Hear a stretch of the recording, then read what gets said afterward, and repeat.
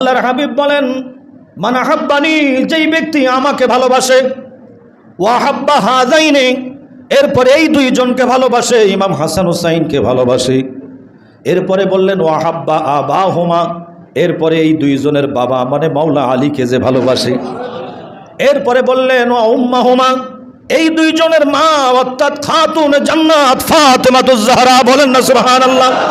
যেই ব্যক্তি খাতুন জান্নাত মা ফাতেমা, এই দুইজনের মাকে যারা ভালোবাসে, তাহলে আল্লাহর হাবিব কি বললেন আরো খেয়াল করুন। আল্লাহর হাবিব বলেন আহাব্বা মান আহাব্বানি, যে আমাকে ভালোবাসলো, ওয়া হাব্বা হাযাইনি, যে ব্যক্তি হাসান হুসাইনকে ভালোবাসলো, ওয়া হাব্বা আবাহুমা, আর যারা তাদের মা বাবা মাওলা আলী এবং খাতুনে জান্নাতকে ভালোবাসলো, আমি নবীকে ভালোবাসলো, আমার হাসান হুসাইনকে ভালোবাসলো, আমার আলী শেরে খোদাকে ভালোবাসলো, আমার ফাতেমাকে যারা ভালোবাসলো, আমার নবী বলেন কানা মাই ফি দারজাতি ইয়াউমাল কিয়ামা, ভালোবাসা